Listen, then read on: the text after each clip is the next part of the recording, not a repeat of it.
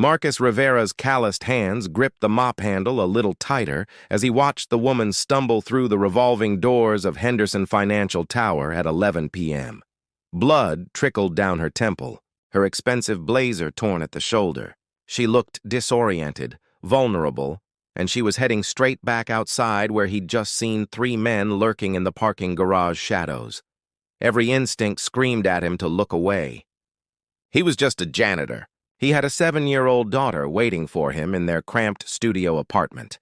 Homework probably still unfinished. Dinner likely consisting of whatever cheap cereal was left in the box. The last thing Marcus needed was trouble. But as the woman's knees buckled and she caught herself against the glass door, their eyes met for just a second. That was all it took. Marcus dropped his mop and ran. "Ma'am, wait!" He caught her elbow just as she pushed through the door. "You're hurt." "Those men who followed you, they're still out there." She blinked at him, trying to focus. Her designer heels clicked against the marble floor as she swayed. "I'm fine. I just need to get to my car." "With all due respect, ma'am, you're not fine. Let me call the police or an ambulance or—" "No police." Her voice was sharp despite her condition. "Please, I need somewhere safe for a minute." Marcus glanced at the darkened parking garage, then at his supervisor's office. Harold Chen had left 3 hours ago, but he was a stickler for protocol. No unauthorized persons in the building after hours. No exceptions. Marcus had already been written up twice this month for being late both times because his daughter Lily had been sick and the school nurse needed him before his shift. Started one more infraction and he was done, but looking at this woman's terrified eyes, Marcus made a choice that would change everything. "Come with me," he said, guiding her toward the janitor's closet on the 3rd floor. It wasn't much, a cramped space that smelled of bleach and floor wax, but it had a chair, a first aid kit he kept for the minor cuts and scrapes that came with the job, and most importantly, a lock on the door. He sat her down and examined the gash on her head with the gentle efficiency of a parent who dealt with countless playground injuries. "This needs stitches." "What happened?" "I was working late. My security detail had already left. I told them to go hours ago." She winced as he dabbed the wound with antiseptic. 3 men tried to force me into a van in the garage. I managed to get away, made it to the elevator, but they might still be looking for me. Marcus's blood ran cold. "This is a kidnapping attempt. We need to call—" "I said no police." "Not yet." She grabbed his wrist with surprising strength. "Please, I need you to trust me on this. Just give me 20 minutes. Then I'll call my head of security directly. But if we alert the police now, if this becomes a scene, there are people who will use this against me. People who want me to look weak, unstable." She wasn't making complete sense, but Marcus could see the determination in her eyes. He nodded slowly. 20 minutes. But you're going to tell me your name. Catherine. She managed a weak smile. Catherine Walsh. The name meant nothing to Marcus. He'd never been one for business news or celebrity gossip.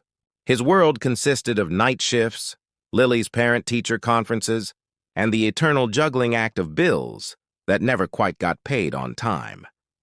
For the next 20 minutes, Marcus stood guard while Catherine made her call on a phone she pulled from a hidden pocket in her blazer. He heard fragments of the conversation, something about a hostile takeover, corporate espionage, people who'd stop at nothing to prevent tomorrow's board meeting. Then Harold Chen's voice echoed through the empty corridor. "Rivera, you here? Building security just called. Said they spotted an unauthorized person on the 3rd floor cameras." Marcus's stomach dropped. His supervisor had come back for something, probably the briefcase he was always forgetting. Through the crack in the door, he could see Harold's silhouette, backlit by the fluorescent hallway lights. This was it, the end of his job.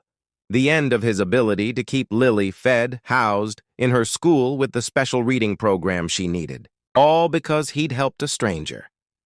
Catherine saw his face and whispered, "Don't let him fire you. Tell him I forced you." "No." Marcus squared his shoulders and opened the door. "Harold, I can explain." What followed was a blur. Harold's face reddening with anger. Marcus's calm explanation about finding an injured woman, about the men in the garage, Harold's insistence that protocol was protocol, that Marcus was terminated effective immediately, Catherine trying to intervene, Harold telling her to leave or he'd call the police himself. In the end, Marcus handed over his keys and his badge. He walked Catherine down to the lobby where her security team, now a dozen strong, swarmed through the doors. She pressed something into his hand, tried to say something, but Marcus just shook his head. "Make sure you get those stitches," was all he said before walking out into the November night. The next morning, Marcus was filling out online job applications when his phone rang. "Unknown number. Mr. Rivera? This is Patricia Coleman from Walsh Enterprises. Ms. Walsh would like to meet with you today at 2 p.m. A car will pick you up. I think there's been a mistake." "No mistake, sir. The address the car is registered to is correct. We'll see you at 2. The black sedan that arrived at his apartment building turned heads. The ride to Walsh Tower, a gleaming skyscraper. Marcus had never noticed, despite it being visible from the bus route he took to his old job, took 15 minutes through midday traffic. Patricia Coleman met him in a lobby that made Henderson Financial look like a bus station. "Right this way, Mr. Rivera." They took a private elevator to the 48th floor. The doors opened directly into an office with floor-to-ceiling windows overlooking the city. And there, behind a desk that probably cost more than his annual salary, sat Catherine Walsh. Only now she looked completely different. Hair professionally styled, wearing a power suit that screamed authority. A small bandage, the only evidence of last night's attack. On the wall behind her, Marcus finally saw the magazine covers, the photos with world leaders and tech moguls. Catherine Walsh, CEO of Walsh Enterprises, youngest female billionaire in the country. The woman he'd hidden in his janitor's closet, Mr. Rivera. She stood and extended her hand. "Thank you for coming. And thank you for last night. I didn't know." "I know you didn't. That's what made it meaningful." She gestured to a chair. "You lost your job helping me. That's unacceptable. My lawyers are already in discussions with Henderson Financial about wrongful termination, but that's going to take time. In the meantime, I'd like to offer you a position here." Marcus's mind reeled. "Ms. Walsh, I'm a janitor. You're a father who works nights so you can be there when your daughter gets home from school. You're someone who saw danger and ran toward it instead of away. You're someone who risked everything for a stranger." She pulled out a folder. "I did some research. Lily Rivera, 2nd grade at Jefferson Elementary, reading below grade level due to late diagnosis of dyslexia. You've been on the waiting list for their specialized program for 2 years because you can't afford the tuition." Marcus felt his throat tighten. "How did you—" "I also know you're 3 months behind on rent. That your car was repossessed 6 months ago. That you've been turned down for every promotion you've applied for because you don't have a college degree." Catherine's voice was gentle. "Here's what I'm offering. Director of Facilities Management. 6-figure salary. Full benefits. Company car. And tuition coverage for any school you choose for Lily, including the private academy that specializes in dyslexia." The words didn't compute. I don't have the qualifications." "You have the one qualification that matters to me. Character. Everything else can be learned. I've built a billion-dollar company, Mr. Rivera, and I can tell you that finding good people, truly good people, is harder than finding profit margins."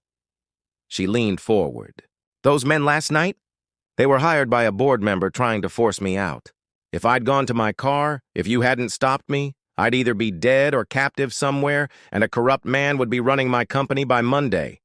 You saved more than just my life. You saved everything I've built, everything my employees depend on." Marcus looked down at his work-worn hands. Hands that had scrubbed floors and emptied trash cans and held his daughter when she cried about the words that wouldn't make sense on the page. Hands that had reached out last night without thinking about the cost. "What about Harold?" he heard himself ask. "He was just doing his job." Catherine smiled. "You're worried about the man who fired you? He's got 3 kids in college. I understand why he did what he did, which is exactly why I'm offering you this position." Catherine pulled out a contract. "Harold Chen will keep his job, but I need someone like you in my building, someone who leads by example, someone who understands that compassion and integrity aren't weaknesses." Marcus took the pen she offered. His hand trembled slightly as he signed his name. When he looked up, Catherine was watching him with something like wonder in her eyes. "You still don't quite believe this is happening, do you?" she asked. Ma'am, 12 hours ago I was mopping floors. Now I'm... He gestured around the office at the contract, at the impossibility of it all. Now you're exactly where you deserve to be. Catherine stood and extended her hand again. Welcome to Walsh Enterprises, Marcus. I have a feeling you're going to change a lot more lives here than just your own. As Marcus left the building that afternoon, contract in hand, he called Lily's school. The director of the reading program answered on the second ring. Hi, this is Marcus Rivera. I'd like to talk about enrollment for my daughter. He paused, watching the city stretch out before him, thinking about the mop he'd dropped, the choice he'd made, the hand he'd extended to a stranger in the dark. Sometimes, he thought, kindness isn't about what you get back, but sometimes, just sometimes, the universe pays attention.